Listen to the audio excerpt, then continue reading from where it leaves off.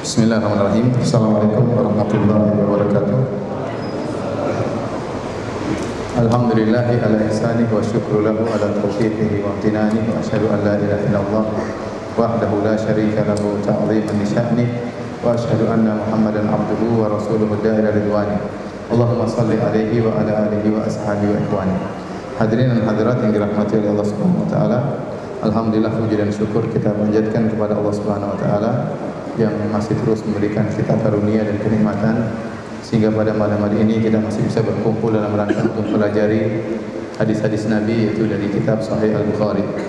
Salawat dan salam semoga tercurahkan kepada junjungan kita Nabi Muhammad SAW dan juga kepada keluarganya serta seluruh sahabat beliau tanpa terkecuali. Kita melanjutkan bahasan kita dari Kitabul Iman. Kita sudah selesai dari bab pertama, sekarang kita masuk pada bab yang kedua. Kata Imam Al-Bukhari rahimahullah, du'aukum yaitu imanukum. Kemudian beliau berkata hadis nomor 8, qala haddatsana Ubaidullah bin Musa qala akhbarana Hanzalah bin Abi Sufyan an Ikrimah bin Khalid an Ibni Umar radhiyallahu anhuma. Qala Rasulullah sallallahu alaihi wasallam, dari Ibnu Umar beliau berkata Rasulullah SAW bersabda, buniyal Islamu ala khamsin. Islam dibangun di atas 5 perkara. Syahadati an la ilaha illallah wa anna Muhammadar Rasulullah. Yang pertama, bersaksi bahwasanya tidak ada sembahan yang berhak disembah kecuali Allah dan bahwasanya Muhammad adalah Rasulullah. Yang kedua, wa iqamis shalah, mendirikan salat. Yang ketiga, wa itaiz zakat, membayar zakat. Yang keempat, wal haji, menunaikan haji. Yang kelima, wa shaumi ramadhana. Baik, pertama Al-Imam Al-Bukhari membawakan dalil dari perkataan Ibnu Abbas. Ibnu Abbas menafsirkan surat Al-Furqan ayat 77. Qul ma ya'ba'u bikum rabbi laula du'aukum faqad kadzdzabtum. Kata Allah Subhanahu wa taala, katakanlah bahwasanya Rabb kalian tidak mempedulikan kalian kalau bukan karena doa kalian. Jadi Rabb kalian tidak akan mempedulikan kalian kalau bukan karena doa kalian. Doa kalian ini ditafsirkan oleh Ibnu Abbas dengan imanukum. Dan ahli tafsir memiliki 2 pendapat tentang tafsiran doa hukum. Allah tidak mempedulikan kalian, Rabb kalian tidak mempedulikan kalian kalau bukan karena doa kalian. Nah, doa kalian ini ada 2 kemungkinan.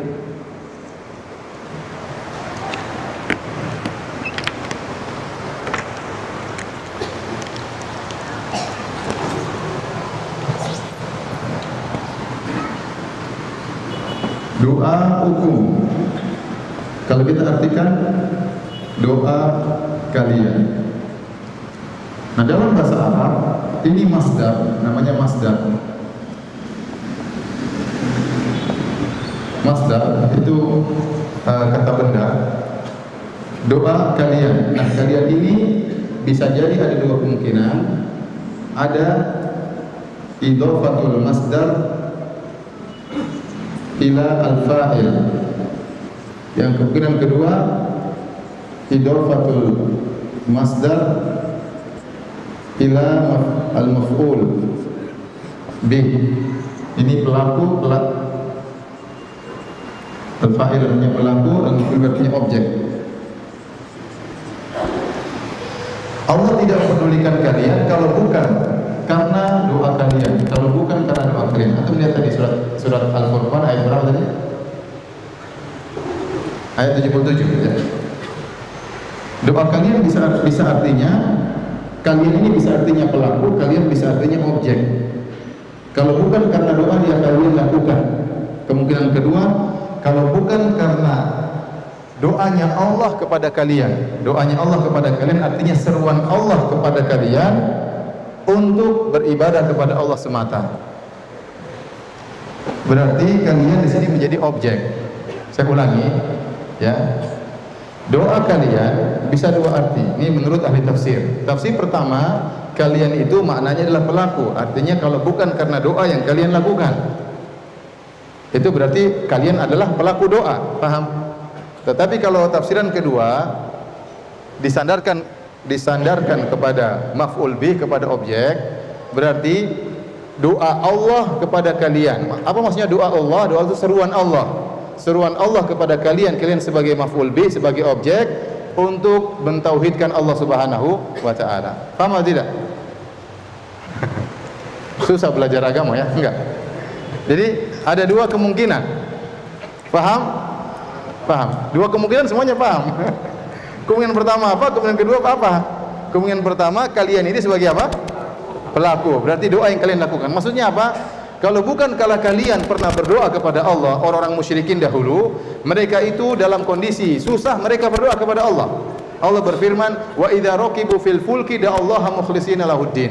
Falamman najahum ilal barri idza hum yusyrikun." Kalau mereka sedang berlabuh di lautan dengan ombak yang besar, mereka berdoa kepada Allah dengan ikhlas. Ternyata orang musyrik, ayat ini berkaitan orang musyrik. Ternyata kata Allah, kalian orang musyrik, kalian itu ternyata dalam kondisi tertentu beriman kepadaku. Kalian berdoa kepadaku waktu dalam kondisi apa? Kondisi genting. Tapi kemudian waktu kalian diselamatkan oleh Allah, kalian berbuat kesyirikan. Makanya Allah mengatakan setelah itu, wa qad kadzabtum. Kalian kemudian mendustakan. Ya, ini tafsiran pertama. Tafsiran kedua, ya. Maksudnya kalau bukan Allah menyuruh kalian, doa artinya seruan. Kalau bukan Allah menyuruh kalian untuk mentauhidkannya. Sebagaimana firman Allah, "Wa ma khalaqtul jinna wal insa illa liya'budun." Tidaklah aku menciptakan jin dan manusia kecuali untuk beribadah kepada Allah, mentauhidkan Allah Subhanahu wa taala. Nah, Imam Al-Bukhari mengambil pendapat yang pertama, bahwasanya di pendapat Ibnu Abbas. Qala Ibnu Abbas berkata dalam ayat ini, doa'ukum yaitu imanukum.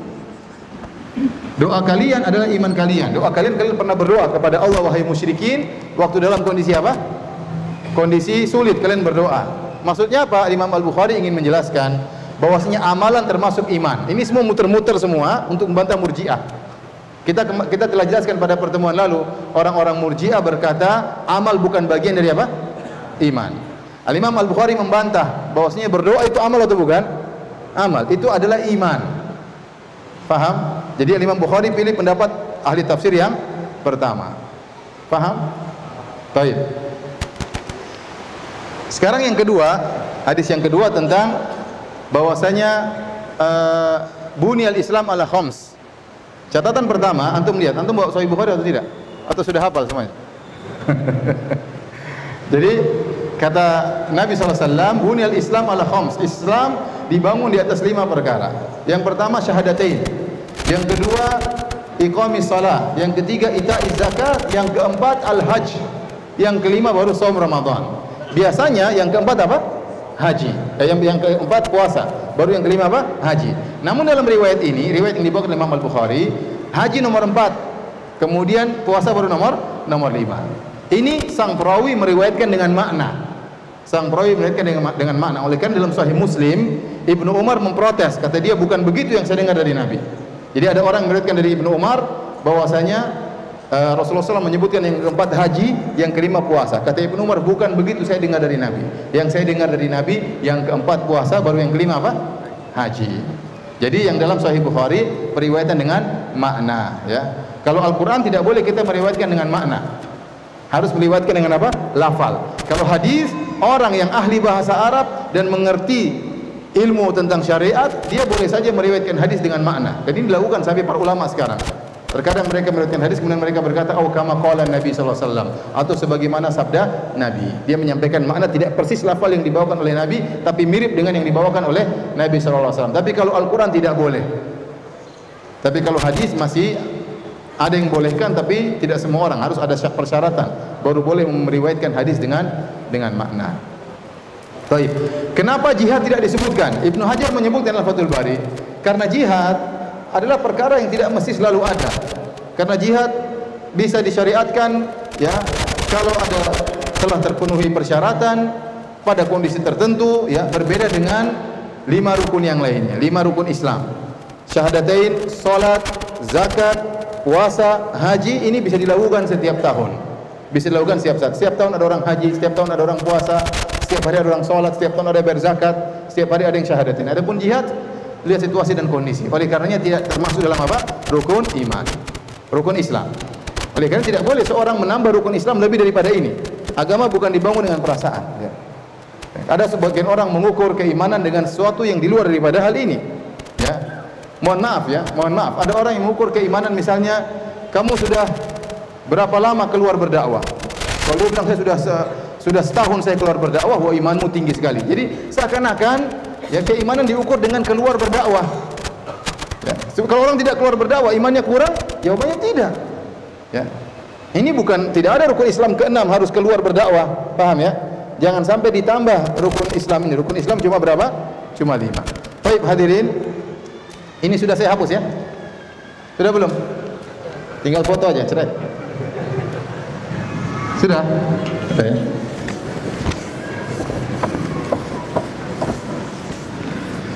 Secara logika namanya, jadi kata Nabi, bunyal Islam ala khams. Jadi Nabi mengibaratkan Islam dengan rumah. Rumah itu dibangun di atas 5 tiang pondasi. 5 tiang pondasi. Jadi seakan-akan ada 5 tiang. 1, 2, 3, 4, 5. Maka dibangunlah Islam di atas 5 tiang ini. Seakan-akan rumah yang dibangun di atas 5 tiang ini. Nah, sebagian ulama yang berpendapat kalau satu tiang jatuh, harusnya rumah itu tersebut jatuh. Namun dibantah oleh para ulama yang lain, tidak mesti demikian. Ada tiang yang paling utama, yaitu tiang, ya kalau kita bangun kemah ya, intinya ada tiang yang paling tinggi. Tiang itu jangan sampai apa? Rubuh. Kata para ulama, inilah tiang disebut dengan syahadatain. Kalau ini rubuh, rumahnya hancur semua. Paham? Tapi kalau ini rubuh, masih ada yang lainnya. Kalau ini rubuh, tiangnya, rumahnya masih apa? Masih tegak. Tapi kalau 5-5-nya rubuh, berarti sudah hilang rumah tersebut. Paham? Para ulama sepakat, kalau tiang utama syahadatain ini hilang, maka rumah runtuh. Ini sepakat ulama. Sepakat ulama. Kalau syahadatain hilang, seorang terjerumus dalam kekufuran, terjerumus dalam kesyirikan, ya, maka rumahnya hancur, Islamnya hilang. Nah, bagaimana dengan yang sisa 4-nya? Salat, zakat, puasa, haji. Ada khilaf yang sangat kuat di kalangan para ulama bagi orang yang meninggalkan salat. Apakah kalau dia meninggalkan salat maka dia jadi kafir sehingga rumah Islamnya hancur secara total? Ada khilaf yang kuat di kalangan para ulama. Anehnya, kalau saya perhatikan masalah ini, ada 2 pendapat secara umum. Satu pendapat mengatakan mayoritas ulama berkata bahwasanya meninggalkan sholat tidak menjadikan seorang kafir. Pendapat yang kedua mengatakan mayoritas ulama mengatakan meninggalkan sholat kafir. Dua-duanya mengaku mayoritas. Dua-duanya mengaku apa? Mayoritas. Kalau kita teliti, wallahu alam bisawab, kalau kita kembali kepada pendapat para salaf ulama terdahulu, mayoritas ulama salaf berpendapat meninggalkan sholat secara mutlak, secara total, orang itu bukan orang Islam, maka rumahnya hancur, rumah Islamnya. Dan ini pendapat yang dirojikan oleh Syekh Ibn Utsaimin rahimahullahu ta'ala. Dan ini pendapat riwayat dari Al-Imam Ahmad rahimahullahu ta'ala. Barang siapa meninggalkan sholat secara mutlak, dia tidak sholat Jumat, tidak sholat 5 waktu, tidak sholat Id, itu bukan orang Islam. Itu bukan orang Islam. Namun pendapat yang lain, pendapat jumhur ulama secara mazhab Syafi'i, mazhab Maliki, mazhab Hanafi berpendapat meninggalkan sholat meskipun tidak sholat sama sekali, selama masih meyakini sholat itu wajib, maka dia tidak kafir, tapi terjerumus dalam kufur kecil, sangat berbahaya, lebih bahaya daripada zina, lebih bahaya daripada riba, tetapi dia belum sampai jatuh pada kekufuran. Jadi saya ulangi, kalau meninggalkan syahadatain sepakat atau tidak? Sepakat. Kalau meninggalkan sholat, khilafnya kuat. Ulama salaf dahulu kebanyakannya mereka mengatakan meninggalkan sholat kafir. Namun ulama mutaakhirin belakangan berpendapat kebanyakan mereka meninggalkan sholat tidak kafir selama meyakini sholat itu masih wajib. Tapi kalau seorang meninggalkan sholat dengan meyakini sholat tidak wajib, maka itu kafir, itu bukan orang Islam. Ya, seperti meyakini saya sudah mencapai derajat wali, atau saya ini sudah mencapai derajat ma'rifat, maka saya boleh tidak sholat. Ini orang kafir dengan kesepakatan para ulama. Ya, Nabi saja sholat sampai kakinya bengkak. Mana yang lebih ma'rifat, ente atau Nabi sallallahu alaihi wasallam? Jawabannya Nabi lebih ma'rifat, ya. Baik.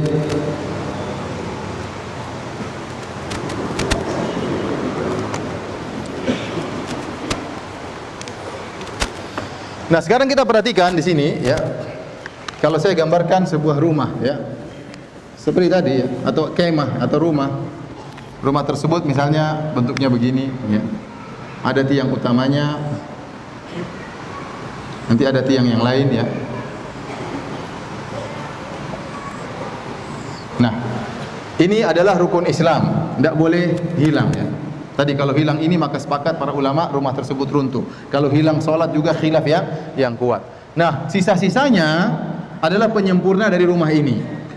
Selain daripada rukun Islam, maka itu adalah penyempurna dari rumah Islam tersebut. Semakin Anda banyak melakukan amal soleh, maka rumah Anda semakin sempurna. Rumah Anda semakin sempurna. Paham? Beda orang bertemu dengan Allah, dia melaksanakan seluruh rukun Islam. Dia sudah sholat, dia sudah puasa, dia sudah haji, ya, dia sudah syahadatain. Beda dengan orang yang ketemu dengan Allah, dia belum haji misalnya. Beda, tentu kualitas rumahnya apa? Berbeda. Kalau dia sudah haji, pondasi rumahnya lebih kuat. Belum lagi kalau dia tempel dengan sedekah, dengan sholat sunnah, dengan macam-macamnya, maka rumahnya semakin indah. Sehingga waktu dia bertemu dengan Allah, rumah Islamnya semakin apa? Semakin indah. Oleh karenanya Allah Subhanahu wa taala ya, menurut Imam Al-Bukhari, Islam itu sama dengan iman. Islam sama dengan iman. Nah, Islam dan iman diberi permisalan oleh Allah Subhanahu wa taala dalam surat Ibrahim seperti pohon korma.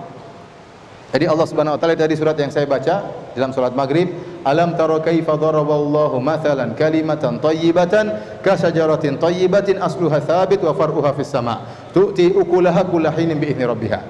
Ya, tidakkah kau lihat bagaimana Allah memberi perumpamaan tentang kalimat yang baik, yaitu kalimat Islam, kalimat iman. Allah umpamakan seperti sebuah pohon yang pokoknya menjulang, pokoknya kokoh, akarnya kokoh dan cabang-cabangnya menjulang ke atas. Oleh karenanya iman itu seperti pohon. Kalau pokoknya akarnya dicabut, maka pohon tersebut apa? Tumbang. Hilanglah keimanannya sama sekali. Itulah syahadatain. Itulah la ilaha illallah. Tapi kalau ranting-rantingnya, dahan-dahannya dipotong, pohon tersebut masih utuh atau tidak? Sudah tidak utuh, sudah berubah, sudah berkurang, sudah tidak indah lagi. Tetapi pohonnya masih ada. Tapi pohonnya masih ada. Demikianlah seperti keimanan. Keimanan demikian pula. Kalau seorang melakukan kemaksiatan, mungkin berzina, mungkin riba, maka pohonnya semakin gundul. Tetapi akarnya masih ada. Selama akarnya masih ada, masih dinamakan pohon, tapi pohon yang kurang. Sama seperti orang meyakini la ilaha illallah, dia meyakini Muhammad Rasulullah, namun dia melakukan maksiat. Dia pelit, dia mungkin tidak puasa, mungkin dia tidak haji, padahal dia punya uang banyak. Maka orang ini kita katakan imannya kurang, sebagaimana pohon yang gundul. Dalam hadis pun demikian, Rasulullah SAW menyamakan seorang mukmin, seorang muslim dengan pohon korma. Kata Nabi SAW, inna minasyajari lama barakatuhu ka barakatil muslim, hadithuni mahia. Kata Nabi SAW kepada para sahabat, sungguhnya ada sebuah pohon yang perumpamaannya seperti pohon korma, mirip dengan seorang muslim. Kabarkanlah kepadaku pohon apakah itu. Maka ternyata kata Nabi SAW, pohon tersebut adalah pohon apa? Pohon korma. Pohon korma. Jadi masalah iman dan masalah Islam ibarat seperti masalah rumah atau masalah pohon. Rumah tersebut semakin ditempeli dinding-dindingnya semakin sempurna, semakin dipasang ubinnya semakin indah. Maka seorang berusaha bertemu dengan Allah dengan memperindah rumahnya, memperkokoh rumah keimanannya. Sama pohon juga perlu disiram, pohon perlu tumbuh. Semakin dia banyak beramal saleh, maka cabangnya semakin menjulang ke atas.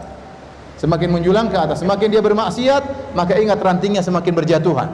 Semakin dia bermaksiat, ya, rantingnya berjatuhan. Dia tidak menjaga pandangannya, dia tidak menjaga pendengarannya, dia tidak menjaga lisannya, maka pohonnya semakin berguguran. Memang dia tidak kafir karena pohonnya masih ada, tapi pohon tersebut pohon yang gundul. Pohon yang gundul. Semakin dia melakukan kemaksiatan, semakin terkikis, lama-lama bisa mati pohon tersebut. Ini berbahaya. Ya, ini semua dibawakan oleh Imam Al-Bukhari untuk membantah orang-orang Murji'ah yang mengatakan iman itu satu kesatuan. Kalau hilang sebagian, hilang seluruhnya. Sebagaimana kita jelaskan pada pertemuan yang lalu. Sebagaimana pendapat juga orang-orang Khawarij. Orang-orang Khawarij, Mu'tazilah dan Murji'ah sepakat Mereka mengatakan iman itu satu kesatuan, kalau hilang sebagian, hilang seluruhnya. Kita ahlu sunnah tidak demikian. Kita bilang iman itu seperti pohon, kalau hilang sebagian, selama bukan akarnya, pohonnya masih kokoh. Meskipun pohon tersebut pohon yang gundul atau runtuh ranting-rantingnya. Paham atau tidak? Benar paham? Insya Allah ya. Baik, kita lanjutkan bab yang ketiga, bab umurul iman.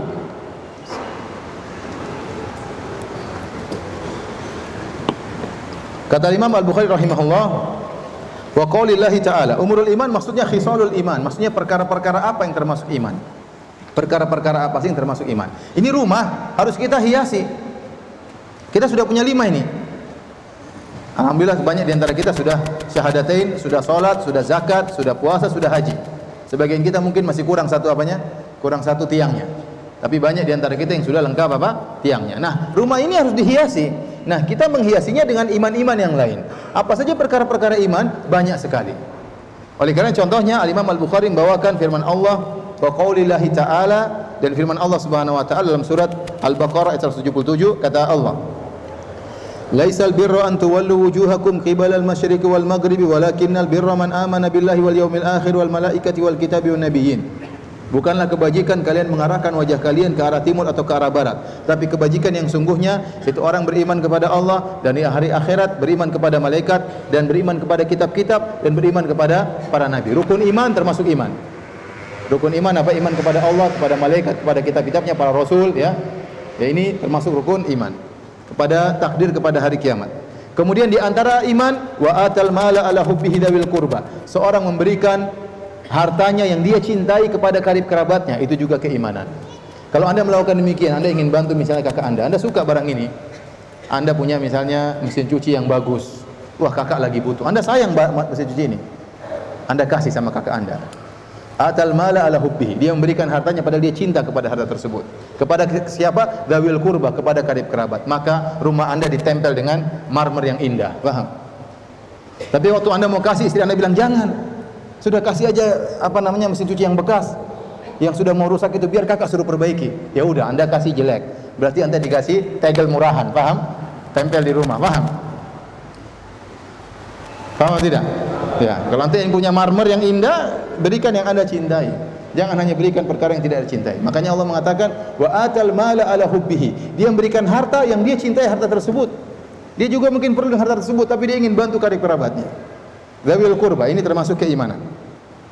Wal yatama wal masakin, juga diberikan kepada anak yatim, diberikan kepada fakir miskin. Wa ibnas sabil, kepada orang yang sedang bersafar, musafir yang kehabisan bekal, dia tidak bisa pulang ke kampungnya, dia belikan tiket pulang kampung, dilanjutkan, dia bantu, ya.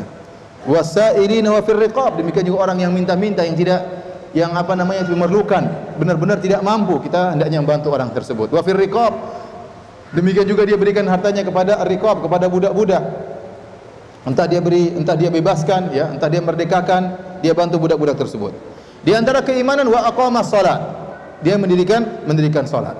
Semakin seorang memperbanyak sujudnya kepada Allah, semakin indah rumah Islamnya, semakin indah rumah imannya, semakin rindang pohon keimanannya. Dan dia harus memperindah rumahnya dan berusaha memperindang pohonnya agar dia bertemu dengan Allah dengan kualitas iman semaksimal mungkin, ya. Jadi kalau dia perbanyak salat, perbanyak sujud, apa kata Nabi sallallahu alaihi wasallam, ya? Lantas judas innaka lantas jud sajdatan illa rafa'aka Allahu biha darajah wa hatta anka biha khati'ah. Tidaklah kau sujud dengan satu sujud saja kecuali Allah akan angkat derajatmu dan Allah akan hilangkan dosa-dosamu. Semakin kita banyak sujud, semakin tinggi. Oleh karena tatkala ada seorang sahabat datang kepada Nabi, ya Rasulullah, ya Rasulullah, saya minta kepada engkau murafaqataka fil jannah. Saya ingin menemani engkau di surga. Kata Nabi, awa ghairu dzalik, apa tidak ada permintaan yang lain? Kata dia, huwa dzak, saya ingin itu saja, ingin menemani engkau di surga. Ini permintaan berat. Kalau nemani Nabi di surga berarti kan tingkatannya tinggi, ya. Ya. Kalau nemani kita mungkin di bawah, enggak apa-apa. Nemani surga di atas, ya. Nanti jangan bilang saya mau menemani ustaz di surga. Jangan bilang ingin menemani ustaz di surga. Pertama, ustaznya belum tentu masuk surga. Yang kedua, kalau mau surga pun bukan surga setinggi Nabi sallallahu alaihi wasallam.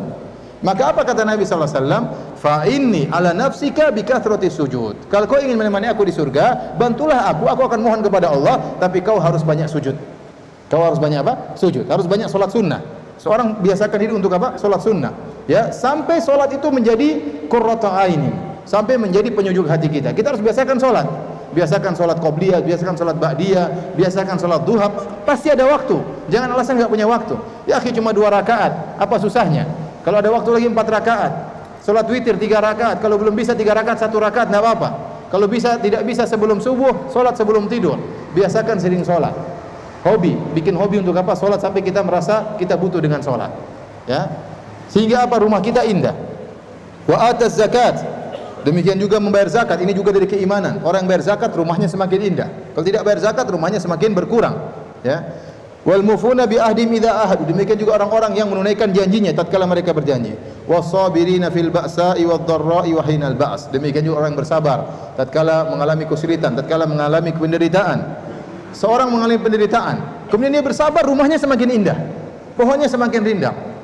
Kapan dia mulai mengeluh, kapan dia mulai mencak-mencak, kapan dia mulai maki-maki, maka rumahnya semakin berkurang keindahannya. Ranting-ranting pohonnya semakin apa? Berguguran. Jadi kalau kita ingat kita ingin punya rumah yang indah, maka kita harus bersabar. Ulaika alladzina shadaqu wa ulaika humul muttaqun. Mereka itu orang-orang yang imannya jujur dan mereka orang yang bertakwa. Demikian juga Imam Al-Bukhari menyebutkan contoh-contoh cabang-cabang keimanan dalam surat Al-Mu'minun. Qad aflahal mu'minun. Sungguh beruntung orang yang beriman. Siapa mereka? Allah lanjutkan, alladzina hum fi salatihim khashi'un. Kalau Anda salat khusyuk, berarti rumah Anda indah, rumah Islam Anda indah. Kalau Anda enggak khusyuk, ya kurang indah ya. Alladzina hum fi salatihim khashi'un, walladzina hum 'anil lagwi mu'ridun, walladzina hum lizakati fa'ilun, walladzina hum li furujihim hafizun illa 'ala azwajihim aw ma malakat aymanuhum fa innahum ghairu malumin. Faman ibtagha wara'a dzalika fa ulaika humul 'adun, walladzina hum li amanatihim ahdihim ra'un. Walladzina hum 'ala shalawatihim yuhafizun ulaika humul warithun alladzina yarithunal firdausa hum fiha khalidun. Dalam surat Al-Mu'minun ayat pertama dan seterusnya.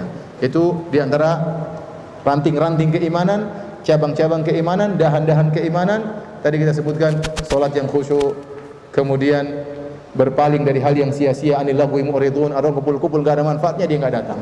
Dia meninggalkan orang-orang tersebut, orang-orang kumpul main gaplek, ketawa ketiwi enggak ada manfaatnya. Dia enggak datang. Tidak datangnya dia memperindah rumah Islamnya.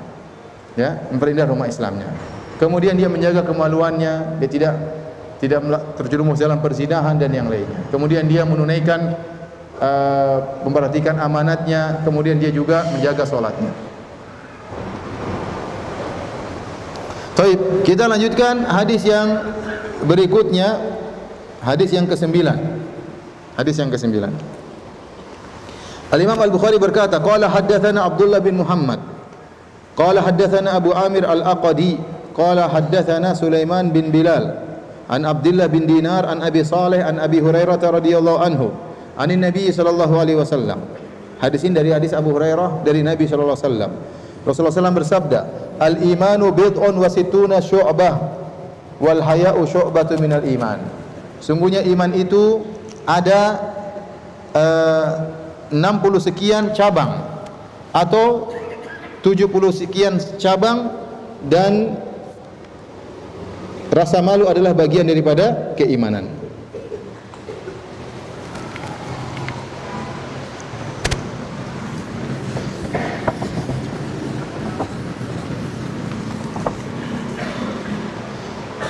Kata Nabi SAW,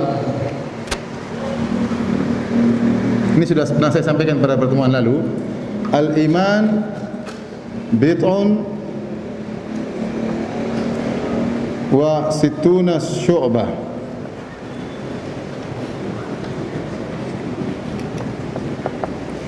Dalam riwayat yang lain sab'una, 60 atau 70 cabang. Ya, kemudian dalam riwayat yang lain a'laha kalimat apa? La ilaha illallah. Wa adnaha imatatul adha anit tariq wal haya'u syu'batun min syu'abul iman. Kata Nabi, iman itu 60 sekian cabang. Dalam riwayat yang lain atau 70 sekian cabang. Yang paling tinggi kalimat la ilaha illallah. Yang paling rendah menghilangkan kotoran dari jalan, menghilangkan gangguan dari jalan. Dan rasa malu merupakan cabang dari cabang keimanan.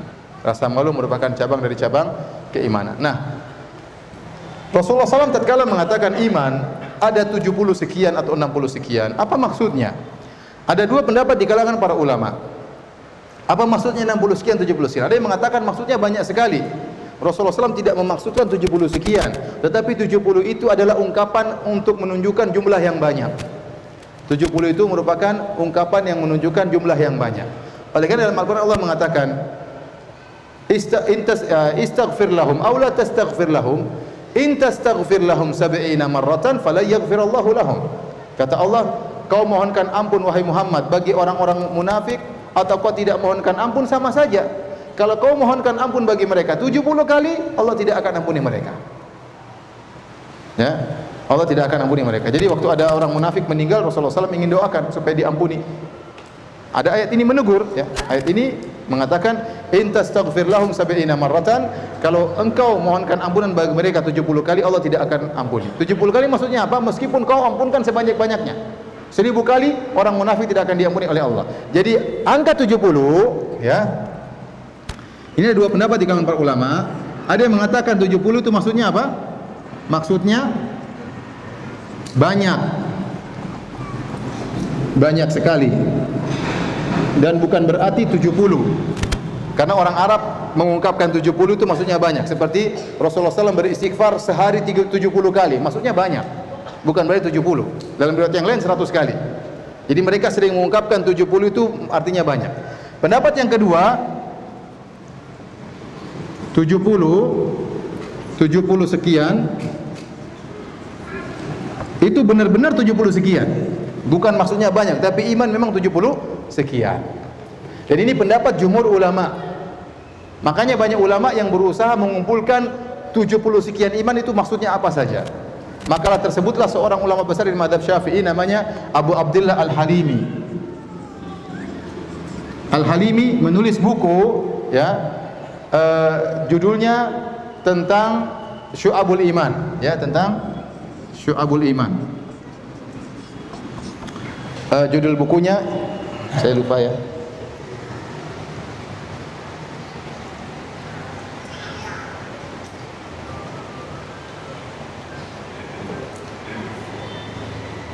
Judulnya Al-Minhaj. Al-Minhaj. Dia punya buku namanya Al-Minhaj, dicetak, ya, fi Syu'abul Iman. Ini dia berusaha mengumpulkan 70 sekian, 79 atau iman pertama 1, 2, 3, 4, 5 sampai 79. Kenapa? Agar orang dengan dalilnya, agar orang berusaha memperhatikan agar rumahnya semakin indah, dia kerjain seluruhnya itu 79. Semakin banyak dia kerjakan, semakin indah rumahnya, semakin rindang pohonnya. Demikian juga Al-Baihaqi. Al-Baihaqi juga ulama Syafi'iyah punya buku ringkasan dari Al-Minhaj, judulnya Al-Jami' li Syu'abil Iman. Ini juga membahas sekitar 70 sekian juga cabang-cabang keimanan. Kemudian juga Al-Lalikai juga ulama Syafi'iyah punya buku judulnya Syarah Usul I'tiqad Ahli Sunnah. Dia juga menyebutkan tentang cabang-cabang keimanan. Dia juga kumpulkan sekitar 70-an juga. 1, 2, 3, 4, 5, 6, 7 sampai 70. Ya, karena kata Nabi, iman itu 70 sekian. Bid'un ini sekian maksudnya apa? 3 sampai 9. 70 sekian. Ada yang 79, ada yang 76, ya. Di antara ulama yang lain, contohnya yang mengumpulkan Ibnu Hibban. Ibnu Hibban dia menjelaskan bagaimana cara dia mengumpulkan 70 sekian iman. Dia pergi ke ayat-ayat Al-Quran, dia cari semua amalan yang Allah namakan iman. Dia kumpulkan dari seluruh ayat Al-Quran, dari 6.000 ayat lebih, Dia cari mana amalan yang Allah namakan iman. Setelah dia kumpulkan ternyata enggak sampai 70. Kemudian dia pergi ke hadis-hadis, dia pelajari hadis-hadis Nabi. Dia cari seluruh amalan yang Rasulullah SAW namakan iman. Ternyata dia kumpulkan enggak sampai 70 juga. Tapi kalau dia gabungkan lebih dari 70. Maka kemudian dia periksa lagi, yang berulang dia bersihkan, ternyata dia dapati 79. Paham? Metodenya begitu. Ulangi, metodenya dia cari amal-amal banyak, tapi ada amal yang dinamakan dengan iman oleh Allah dan ada amal yang dinamakan oleh Nabi dengan iman. Nah, itu dikumpulkan ternyata jumlahnya 79. Demikian juga ini juga yang ditempuh oleh Ibnu Hajar. Ibnu Hajar Al-Asqalani dalam Fathul Bari juga menyebutkan, antum bisa lihat Fathul Bari 70 sekian dia sebutkan 1 2 3 4 5 6 7 sampai 79 ya. Jadi iman itu bercabang-cabang. Yang paling tinggi la ilaha illallah, yang paling rendah apa? Menghilangkan kotoran atau gangguan dari jalan. Nah, pertanyaan berikutnya, Rasulullah SAW mengatakan, perhatikan, iman 70 sekian cabang, yang paling tinggi la ilaha illallah, yang paling rendah menghilangkan gangguan dari jalan. Dan rasa malu bagian daripada keimanan. Taib. Kenapa Rasulullah SAW mengkhususkan penyebutan rasa malu bagian dari keimanan? Karena rasa malu ini adalah sifat yang mulia. Kalau seorang mengarahkannya kepada perkara yang syar'i, maka dia akan banyak melakukan cabang-cabang keimanan yang lainnya. Kenapa? Seorang malu dipermalukan di dunia dan juga malu dipermalukan di akhirat. Kalau dia ingin bermaksiat, aduh nanti Allah permalukan saya di akhirat, enggak jadi. Dia ingin bermaksiat, dia malu kepada para malaikat misalnya. Ya, dia malu, jangan sampai dibongkar aibnya oleh Allah Subhanahu wa taala. Dengan rasa malu seperti ini, maka dia akhirnya bisa melakukan cabang-cabang keimanan yang lainnya. Makanya Rasulullah SAW mengkhususkan penyebutan rasa malu. Ada seorang Rasulullah SAW melihat seorang dinasihati oleh saudaranya, kamu jangan malu-malu, kamu jangan malu-malu. Rasulullah SAW bilang, jangan, biarin dia malu, kenapa enggak malu-malu? Ya. Kemudian kata Rasulullah SAW, al-haya la ya'ti illa bi khair. Rasa malu tidak mendatangkan kecuali apa? Kecuali kebaikan. Maka seorang memiliki rasa malu itu baik ya. Tapi jangan malu-malu kucing ya.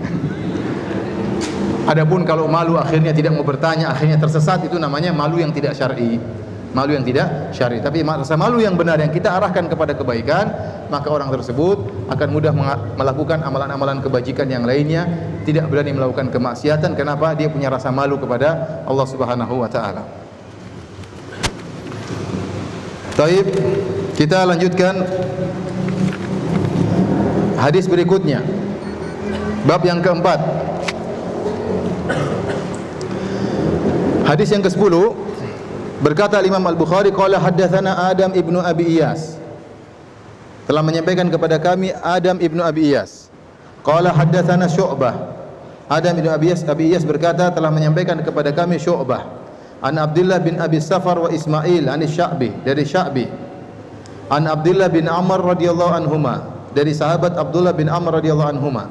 An Nabi sallallahu alaihi wasallam qala, dari Nabi sallallahu alaihi wasallam bersabda, al muslimu man salima al muslimuna min lisanihi wa yadihi, wal muhajir man hajara ma nahallahu anhu. Ini sudah ya? Sudah belum? Sudah belum? Tinggal di-share nanti ya, foto yang bagus ya. Insyaallah mudah-mudahan pertemuan lagi ya. Alhamdulillah kajian kita sudah ditranskrip. Sampai 3 pertemuan sudah ditranskrip seluruhnya ya. Tinggal pertemuan keempat sedang diperbaiki. Kalau sudah berarti 1 bab selesai. Bab apa? Badi'il Wahyi. Mudah-mudahan kalau pertemuan berikutnya bisa dikopikan dan dibagi-bagi kepada antum ya. Antum yang malas-malas catat bisa ada catatannya. Baik, saya hapus ya. Saya hapus ya. Baik. Belajar tuh nggak gampang ya ikhwan. Antum dengan saya mana yang lebih capek? Saya apa antum? Ya. Lebih capek siapa? Antum tinggal diam aja, tinggal ngantuk tidur. Saya lebih capek daripada antum ya. Oleh karenanya belajar juga capek, mau jadi ustaz juga apa? Capek ya. Mau tahu-tahu langsung pintar gimana? Enggak mungkin ya. Innamal ilmu bitta'allum. Kata Nabi, ilmu itu diperoleh dengan apa? Belajar. Kalau enggak belajar tahu-tahu ilmu laduni ya. Tinggal bakar apa namanya? Bakar Quran kemudian diminum ya. Hafal Quran syaratnya enggak boleh kentut. Kalau kentut hilang nanti.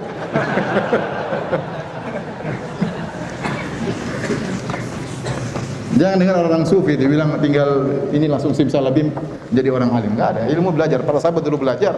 Ya, Umar belajar, Abu Bakar belajar, Abu Hurairah belajar sampai kelaparan, sampai pingsan karena kelaparan. Antum belajar ngantuk-ngantuk dapat bagi-bagi buku nanti. Baik. Jadi hadis ke-10 dari siapa? Abdullah bin Amr bin As, kata Nabi sallallahu alaihi wasallam, "Al-muslim man salimal muslimuna min apa? Lisanihi wa yadihi. Wal muhajir man hajar apa? Ma nahallahu anhu." Kata Nabi, seorang muslim, maksudnya muslim yang sejati. Oh, sudah, kita sholat dulu, nanti lanjutkan habis ini.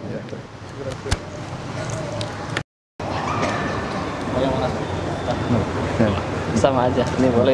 Mau berdiri. Apa tuh? Bismillahirrahmanirrahim. Assalamualaikum warahmatullahi wabarakatuh. Alhamdulillah, salatu wassalamu ala Rasulillah wa ala alihi wa sahbihi wa ala. Ikhwani fillah wa akhwati fiddin, azani Allah wa yakum. Kita lanjutkan pengajian kita. Kita sampai pada hadis yang ke-10.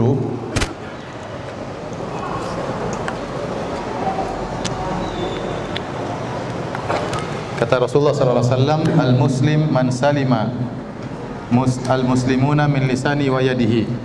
Seorang muslim yang sejati adalah seorang yang kaum muslimin selamat dari gangguan lisannya dan tangannya. Seorang muslim yang sejati adalah seorang yang kaum muslimin selamat dari gangguan lisannya dan tangannya. Ya. Disebutkan kenapa dikatakan dia muslim yang sejati, karena dia telah mengumpulkan antara hak Allah dengan hak sesama manusia. Di antara hak yang minimal kepada saudara kita tidak mengganggunya. Ya, kita tidak mengganggunya. Mungkin kita tidak membantunya, mungkin kita tidak beri sumbangsih kepadanya. Minimal jangan ganggu dia. Itu hak yang paling ringan. Kalau ternyata hak paling ringan ini kita lewatkan, kita ganggu dia, kita bukan muslim yang sejati. Kita bukan muslim yang sejati. Ya. Baik. Al-muslimun di sini masuk juga adalah al-muslimat, sama. Seorang muslim atau wanita muslimah yang sejati adalah yang selamat kaum muslimin ataupun kaum muslimat selamat dari gangguan lisannya dan gangguan apa? Gangguan tangannya. Ustaz, ini katanya muslimin. Kalau begitu, ganggu orang kafir gimana, Ustaz? Paham? Karena Rasulullah SAW bilang, seorang muslim ya adalah yang kaum muslimin terganggu dari lisannya dan tangannya. Kalau gitu ganggu orang kafir masalah atau tidak? Hah? Masalah atau tidak? Masalah ya. Namun kata para ulama, dalam ada istilah apa namanya? Al-lafzu idza kharaja makhrajal ghalib laisa lahu mafhum.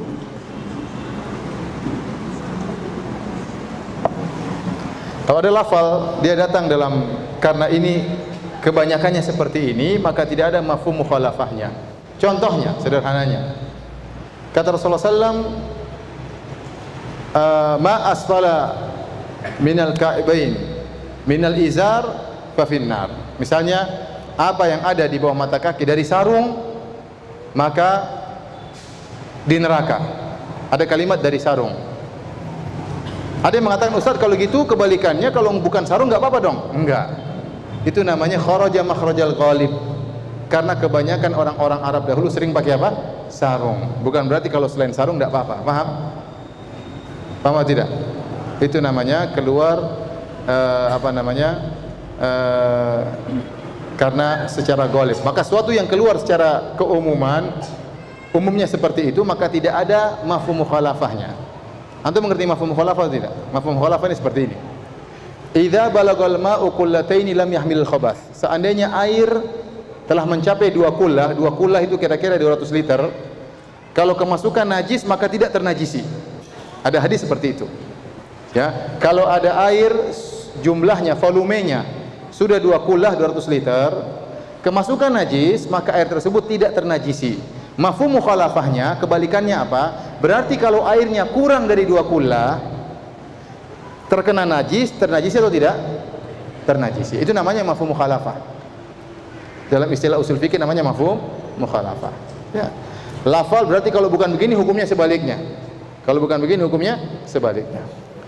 Nah, kalau lafal tersebut ternyata dia didatangkan karena kebanyakan seperti itu, maka tidak ada mafhumnya. Seperti tadi, sarung yang di bawah mata kaki di neraka. Jangan dipahami berarti kalau bukan sarung, mafhumnya tidak mengapa. Kalau celana nggak jadi masalah, ya.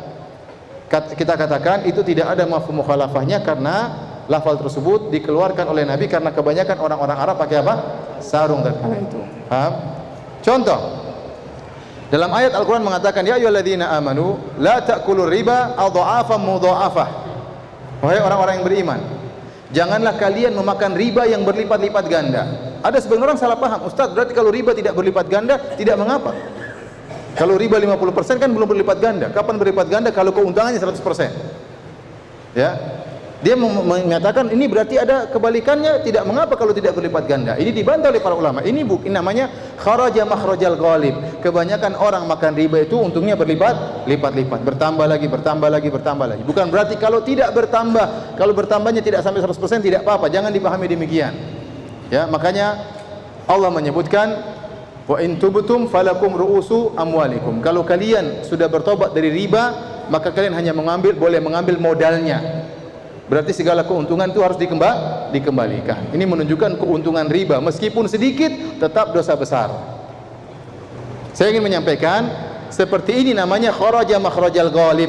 Suatu lafal yang didatangkan karena memandang kebanyakan praktek seperti itu, maka tidak ada mafhum mukhalafahnya. Sampai sini paham? Ini istilah usul fikih ya. Antum paham atau tidak? Yang begini cuma sedikit ya. Mau diulang? Diulang ya. Contoh, Nabi SAW mengatakan, idza walagal kalbu fi ina'i ahadikum. Kalau ada anjing yang kemudian minum dari bejana kalian. Ya. Sekarang bejana ini ada mafhum mukhalafahnya enggak? Ustaz, bagaimana kalau bukan bejana? Ustaz, bagaimana kalau ternyata kasur? Ustaz, bagaimana kalau sepeda dijilat anjing? Paham? Rasulullah SAW menggunakan lafal bejana. Apakah bejana ini ada mafhum mukhalafahnya atau tidak? Bagi yang berpendapat bejana ini hanya sekedar contoh. Karena kebanyakan anjing kalau jilat bejana, enggak jilat kasur. Paham?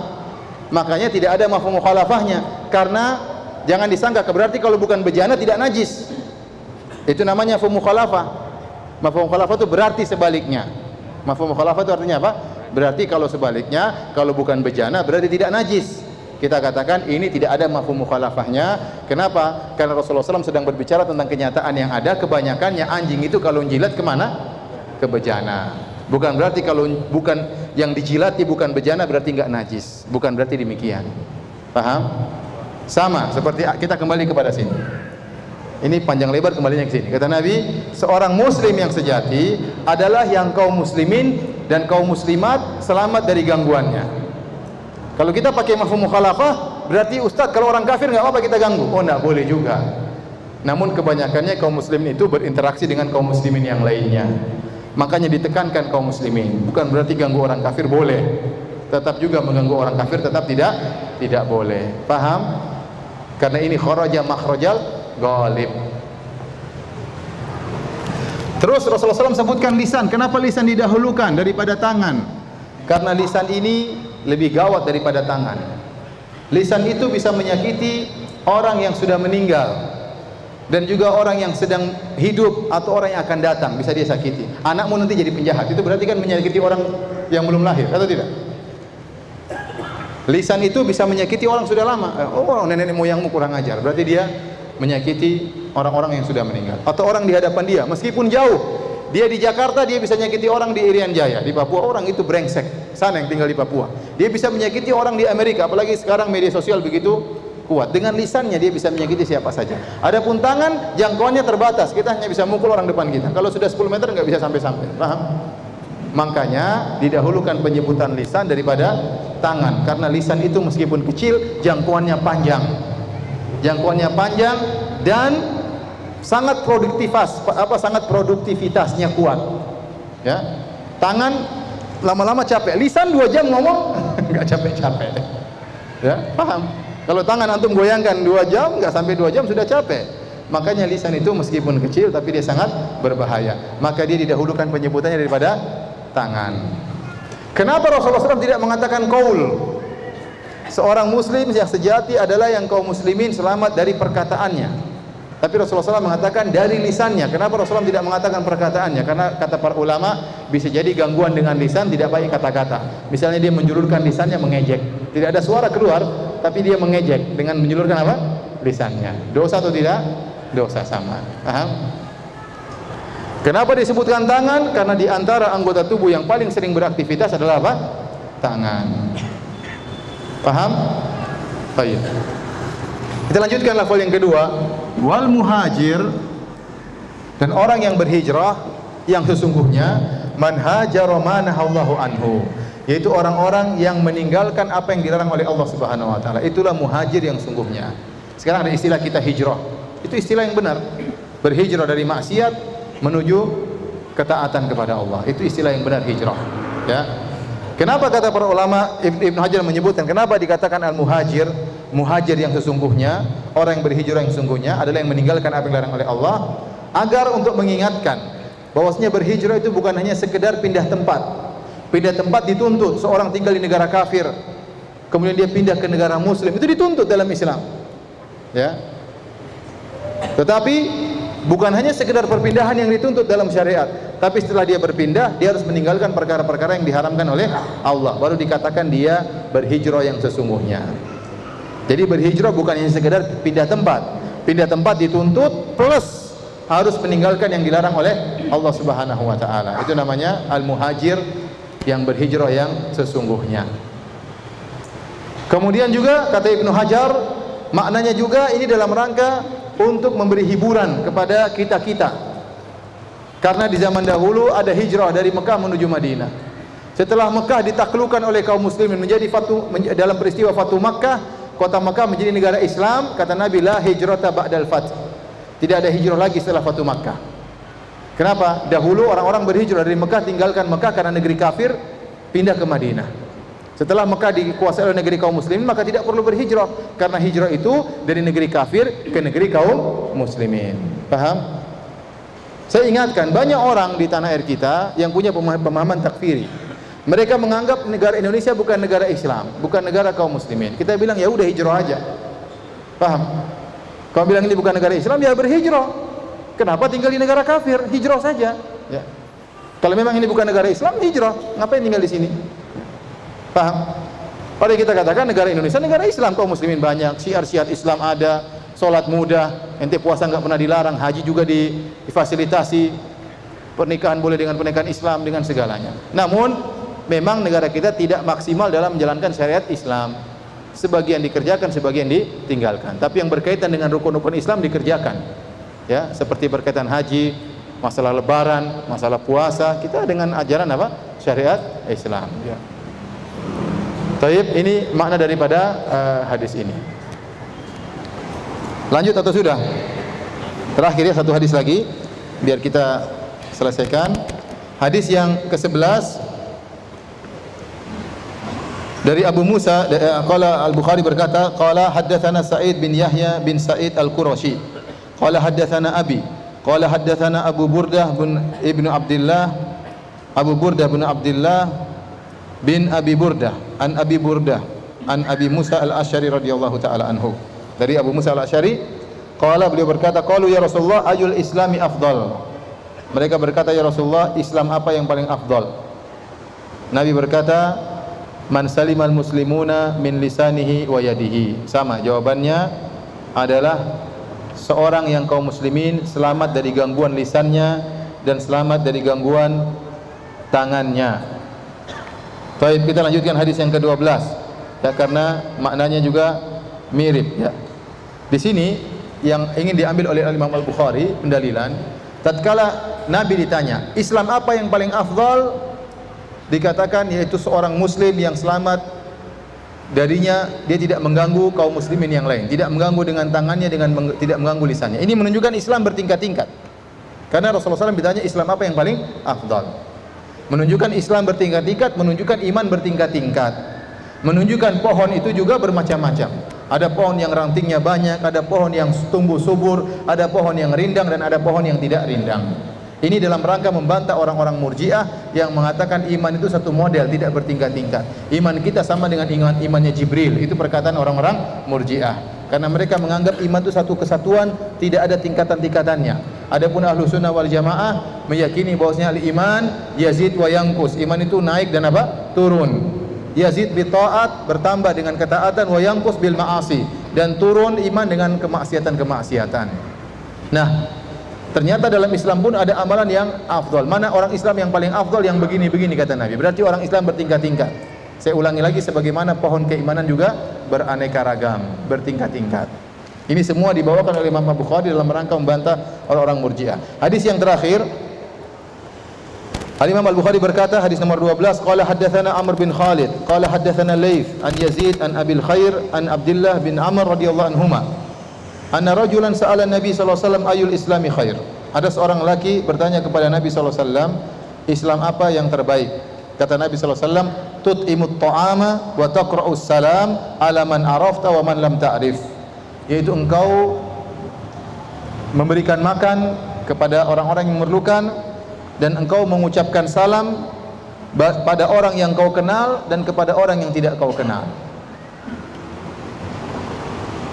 Dan ini adalah perangai yang terbaik.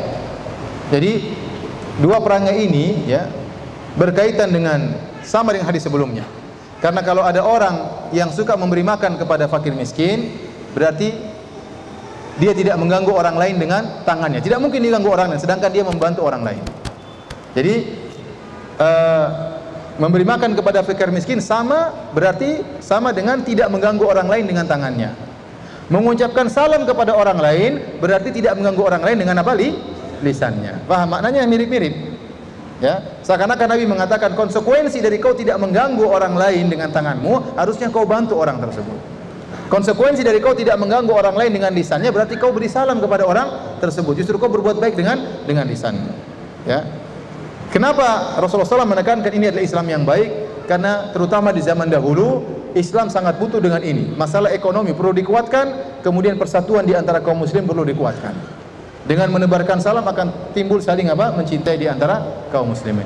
Dan Nabi SAW mengatakan, engkau mengucap salam ala man arafta wa man lam ta'rif, kepada orang yang kau kenal dan orang yang kau tidak kenal. Ya ikhwan, antum kalau beri salam kepada seorang muslim, siapapun antum ketemu muslim salami. Ustaz, kalau saya ragu dia muslim atau kafir, selama engkau ragu dia muslim atau kafir dan kau berada tinggal di negeri kaum muslimin, anggap saja orang Islam. Beda kalau kau ragunya di Australia. Kalau kau ragunya di Jakarta, dan Jakarta kebanyakan orang Islam, maka anggap saja dia orang Islam. Ternyata dia orang kafir, ya nggak jadi masalah. Tapi kita kembali kepada hukum asal. Kalau hukum asal kita tinggal di negeri kaum muslimin, maka orang pada asalnya orang muslim. Ya. Kecuali kalau dia orang orang kafir, kelihatan zahirnya kafir, maka tidak kita salami. Karena Rasulullah SAW melarang mengucapkan salam kepada orang, mendahului salam kepada orang kafir.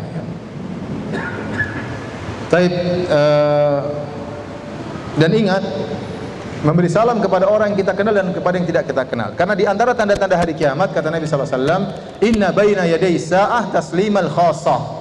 Di antara tanda-tanda hari kiamat hanya mengucapkan salam kepada orang yang kita kenal. Siapa pelaku tanda-tanda hari kiamat tersebut? Ya kita ini. Kita ini hanya memberi salam kepada orang yang kita kenal. Itu kurang bagus. Ibnu Umar radhiyallahu anhu dalam riwayat, dia pergi ke pasar hanya untuk beri salam. Tidak nawar barang, cuma assalamualaikum, assalamualaikum, assalamualaikum, assalamualaikum, assalamualaikum. Karena dia tahu Rasulullah SAW suruh menyebarkan salam. Kalau antum sekarang ngerjain seperti Ibnu Umar, antum mungkin dianggap orang stres. Tidak. Benar, antum assalamualaikum, assalamualaikum. Kenapa orang ini? Assalamualaikum, salam jawab. Rasulullah suruh sebarin apa? Salam. Tapi dahulu para salaf mereka mengerjakan. Ibnu Umar sengaja pergi ke pasar, sampai dia ajak teman, "Ayo ikut saya." Kata temannya, "Ngapain ikut kamu? Kamu ke sana enggak nawar barang, tidak tawar menawar, tidak beli barang." "Ya, saya cuma mau salam aja," kata Ibnu Umar. Sehingga dia beri salam kepada orang-orang yang dia temui. Kenapa? Karena kalau kita memberi salam bahkan kepada orang yang tidak kita kenal, berarti kita memang menjalankan sunnah Nabi. Kita sedang melaksanakan syiar, menyebarkan salam. Tapi kalau kita beri salam hanya kepada orang kita kenal, ya memang karena kita kenal dia maka kita beri salam. Ya. Jadi di antara sunnah memberi salam kepada orang yang kita kenal dan orang yang tidak kita kenal. Demikianlah para hadirin dan hadirat yang dirahmati Allah Subhanahu Wa Taala, ya, kajian kita, dan ini ada hadiah dari salah seorang peserta, ya. Yang bisa jawab akan dikasih hadiah, ya. Ada 3 hadiah, Masya Allah. Yang pertama ada Ulumul Mufrad, yang kedua buku saya, yang ketiga tafsir Al-Quran surat Al-Fatihah, ya, Al-Baqarah dan Al-Imran karangan Syekh bin Shalih Al-Utsaimin. Yang bisa jawab saya kasih hadiah. Pertanyaan pertama,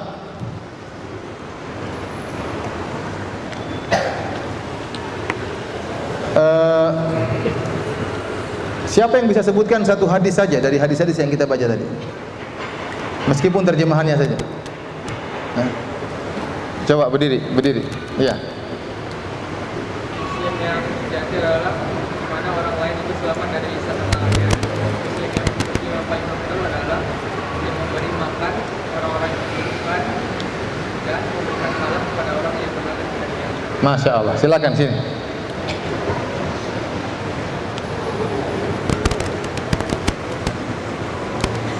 Ini yang paling besar, ya. Oh ya. Pertanyaan kedua, siapa yang bisa sebutkan lafal Arabnya? Silakan berdiri, Pak. Iya. Iya, berdiri. Silakan. Silakan.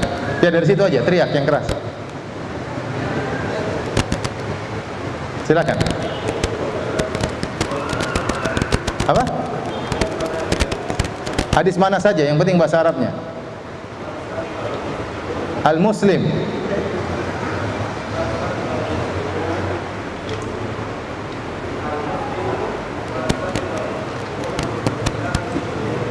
Masya Allah. Al-Muslimu man salim al-muslimuna min lisanihi wa yadihi. Wal muhajir, Masya Allah. Al-muhajir man hajara ma nahallahu anhu. Masya Allah. Silakan ini. Kasihan terlalu jauh, tolong di over. Ya. Coba sebutkan 2 ulama yang menulis tentang atau meneliti tentang cabang-cabang keimanan. 2 ulama saja. Ya, silakan. Masya Allah. Al-Halimi dan Al-Baiki. Masya Allah. Jazakallah khair.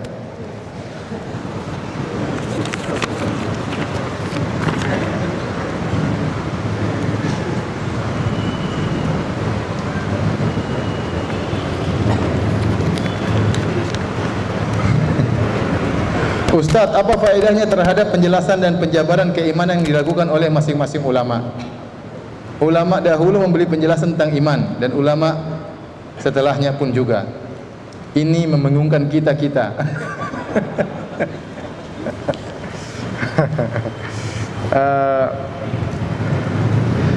Apa namanya? Kalau tidak paham ya sudah di skip aja, ya, tidak apa-apa. Tugas saya menyampaikan hadis-hadis Nabi dan harus ada yang paham. Syubhat akan datang terus, tukang takfir akan ada terus, orang-orang murji akan ada terus. Tidak semua harus paham. Saya hanya menyampaikan ilmu seperti ini, dan alhamdulillah kalau ada 10% paham, alhamdulillah. 90% tidak paham, enggak apa-apa. Tapi kalau paham, paling tidak dia tahu, oh murji'ah sesat, khawarij sesat. Kenapa sesatnya saya enggak tahu. Pernah Ustaz Firanda jelaskan tapi saya enggak paham. Ulama bikin saya bingung. Tidak apa-apa, memang ini pembahasan bukan bahasan orang awam. Saya katakan, pengajian kita ini pengajian berat. Terus terang ya, pengajian seperti ini pengajian berat, ya. Dan maksud saya memang bukan apa-apa, tapi langka juga dijelaskan di pengajian-pengajian seperti ini, langka juga, ya. Tapi saya nekat untuk menjelaskan karena memang ini perlu dijelaskan, ya. Kalau paham 10% tidak apa-apa. Tapi kalau semuanya nggak paham, berarti saya bermasalah ya. Saya bermasalah. Tapi insya Allah, saya katakan tadi, insya Allah di kemudian hari sudah ditranskrip ceramah saya ini. Nanti kita akan buat semacam bundelan ya. Nanti dibagi-bagikan ya. Dibagi-bagikan kalau ada yang kasih dana. Kalau nggak ada ya bayar ya. Bayar apa namanya, ongkos fotokopinya aja ya. Kita tidak jual beli ya. Jadi insya Allah jadi antum bisa baca lagi. Yang kemarin saya jelaskan bisa dibaca lagi ya. Karena kalau dibaca di murajaahi, insya Allah lebih paham.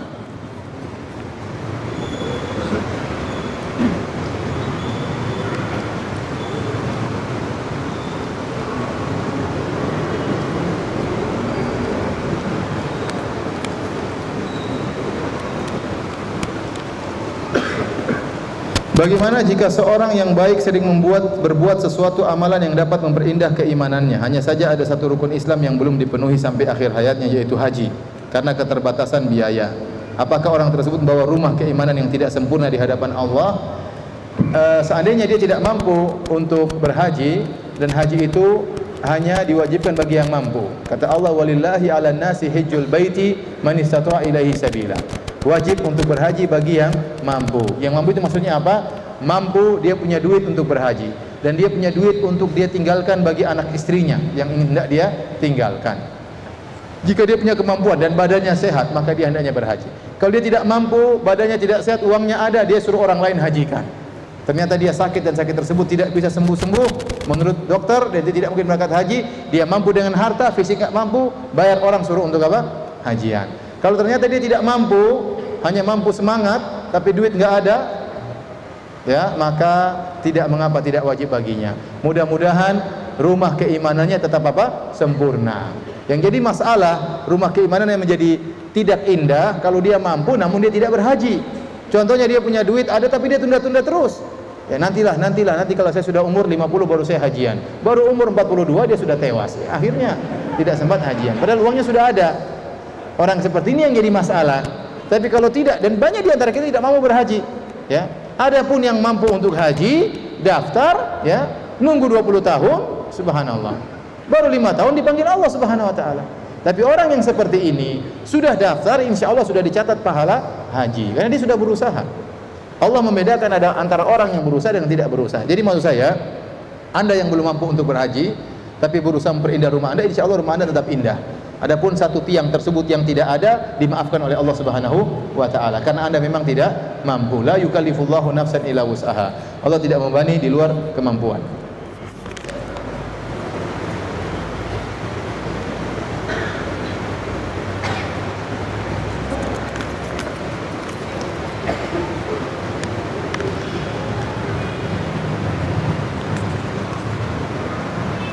Apakah umrah pertama itu wajib atau langsung haji? Masalah umrah wajib atau tidak ada khilaf di kalangan para ulama. Sebagian ulama mengatakan yang wajib cuma haji. Makanya yang rukun Islam cuma apa? Cuma haji. Sebagian ulama mengatakan umrah juga wajib bagi yang mampu, namun derajatnya tidak seperti haji. Ya, banyak perkara-perkara yang wajib yang bukan rukun Islam. Banyak atau tidak? Banyak perkara-perkara wajib yang bukan rukun Islam. Di antaranya umrah. Dan pendapat ini lebih hati-hati. Kalau seorang punya harta, sebaiknya langsung dia daftar haji. Sebaiknya langsung dia daftar haji. Nanti kalau dia sudah haji, dalam hajinya dia akan umroh juga. Karena kebanyakan orang Indonesia hajinya haji tamattu. Haji tamattu artinya menggabungkan antara umroh dan haji dalam satu safar. Ya, jadi mau saya kalau punya uang langsung aja daftar haji. Ya, karena terkadang kalau dia punya uang kemudian daftar umroh nanti tidak mampu untuk apa? Berhaji. Tapi kalau uangnya banyak, ya udah umroh dulu baru nanti haji. Kalau uangnya banyak. Tapi kalau uangnya pas-pasan, mending langsung daftar haji.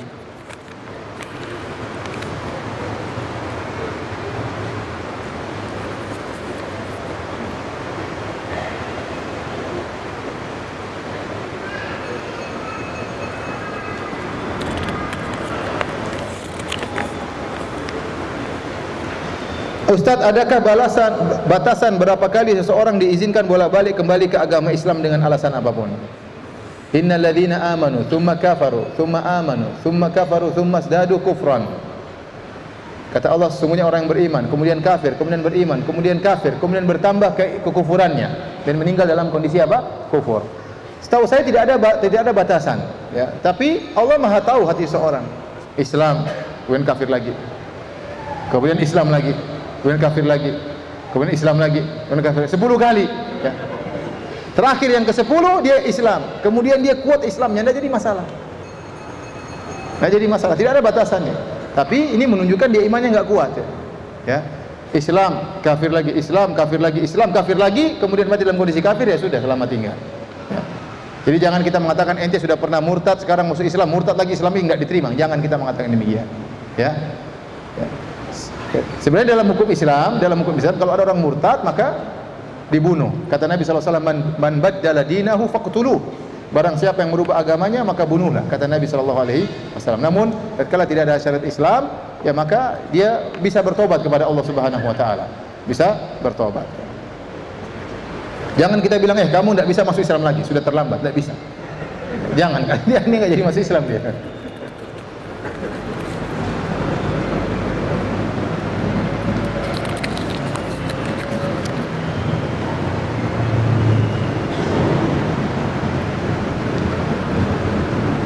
Apakah melihat aurat wanita yang bukan mahram dan bersentuhan dengannya walaupun tidak sengaja bisa mengurangi kuatnya iman?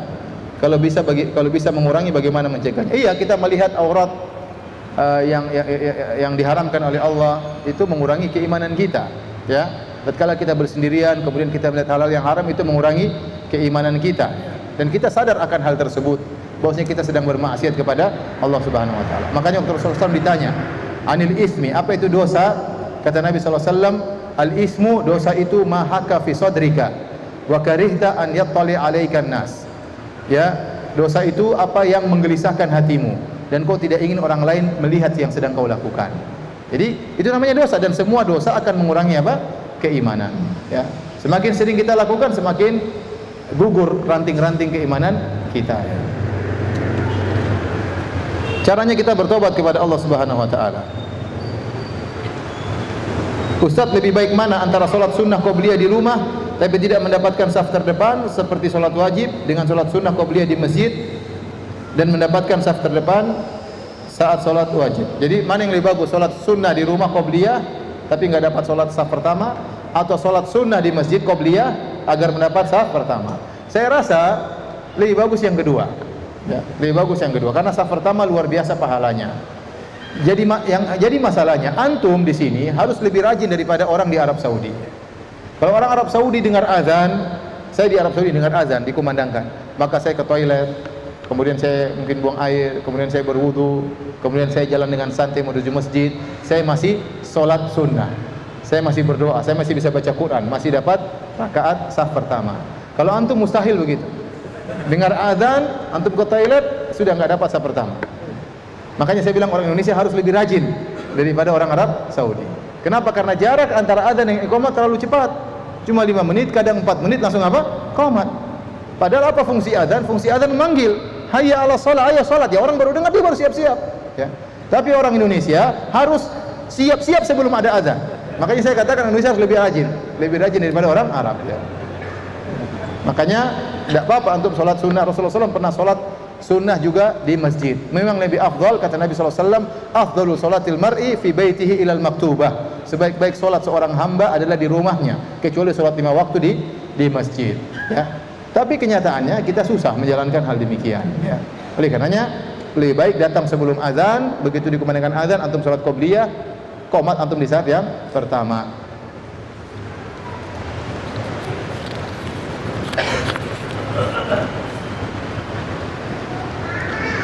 Baik, demikian saja para hadirin dan hadirat yang dirahmati Allah Subhanahu wa taala kajian kita, ya. Mudah-mudahan kita bisa lanjutkan di kesempatan yang lain. Kita tutup dengan kafaratul majlis. Subhanakallah bihamdik asyhadu an la ilaha illa anta astaghfiruka wa atubu ilaik. Assalamualaikum warahmatullahi wabarakatuh.